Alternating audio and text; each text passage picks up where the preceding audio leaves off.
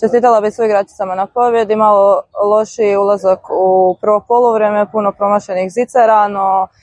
u drugom poluvremenu više koncentracije i dobar rezultat. Sada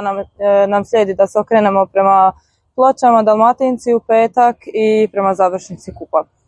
I naravno prije završnice kupa imamo zadnju utakmicu sa Lokomotivom, dobro se pripremiti za njih i to. Utakmica